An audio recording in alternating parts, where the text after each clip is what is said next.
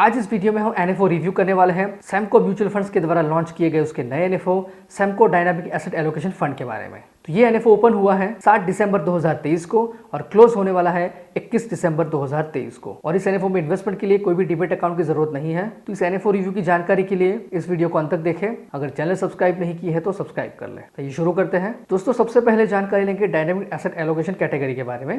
दोस्तों stock market बहुत ही volatile है, उसमें हमेशा उतार चढ़ाव आते रहते हैं। इस ग्राफ को देखिए, इस ग्राफ में दिखाया है कि सेंसेक्स में हर 3.5 साल में 25% का ड्रॉ डाउन होता है। मतलब कि एवरेज 3.5 साल में सेंसेक्स 25% डाउनफॉल दिखाता है और 10 साल में 50% डाउनफॉल सेंसेक्स में देखने को मिलता है। और बहुत सारे इन्वेस्टर्स ऐसी वॉलेटिलिटी देखना पसंद नहीं करते हैं, ऐसे हायर ड्रॉ डाउन नहीं झेल पाते हैं। उनको तो बस इतना है कि ट्रेडिशनल इन्वेस्टमेंट से थोड़ा ज्यादा रिटर्न मिल जाए तो बहुत है। और ऐसे प्रकार के इन्वेस्टर के लिए ये कैटेगरी एक बेस्ट कैटेगरी है। तो ये एक हाइब्रिड कैटेगरी की स्कीम है जिसमें इक्विटी के साथ साथ डेट कैटेगरी में भी इन्वेस्टमेंट होता है और इस कैटेगरी का रिस्क होता है मॉडरेट। तो यहाँ पर जब स्टॉक मार्केट अप जाता है तब इक्विटी का पोर्शन कम किया जाता है और डेट का पोर्शन बढ़ाया जाता है।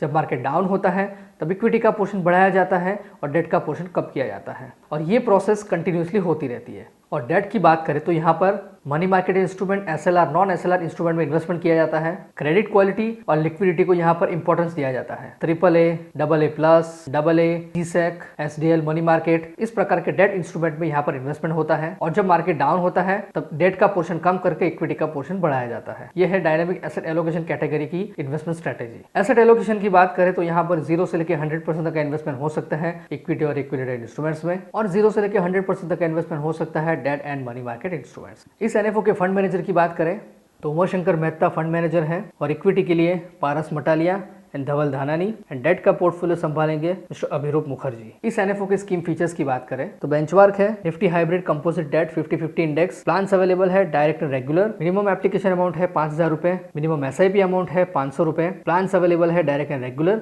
ऑप्शन अवेलेबल है growth and income distribution from capital withdrawal, reinvestment pay out. Exit load है यूनिट अलॉटमेंट से 1 साल से पहले अगर 25% यूनिट को रिडम्पशन स्विच करते हैं तो कोई भी एग्जिट लोड एप्लीकेबल नहीं है। उससे ज्यादा यूनिट को रिडम्पशन स्विच किया तो 1% का एग्जिट लोड एप्लीकेबल है और 1 साल के बाद कोई भी एग्जिट लोड एप्लीकेबल नहीं है। स्टैम्प ड्यूटी 0.005% एप्लीकेबल है। एक्सपेंस रेशियो रहेगा रेगुलर प्लान के लिए शुरुआत में 2.25% तक। स्कीम का रिस्क है हाई। ये स्कीम 5 साल से ज्यादा टाइम पीरियड के इन्वेस्टमेंट के लिए सुटेबल है। टैक्सेशन है equity and lock in period applicable नहीं है। अगर इस एनएफओ में इन्वेस्टमेंट करना चाहते हैं तो इस एएमसी की वेबसाइट और एप्लीकेशन के जरिए आप डायरेक्ट प्लान में इन्वेस्ट कर सकते हैं या तो MP certified mutual fund distributor की हेल्प से रेगुलर प्लान में इन्वेस्टमेंट कर सकते हैं। तो दोस्तों ये थी जानकारी NFO review Samco dynamic asset allocation fund के बारे में।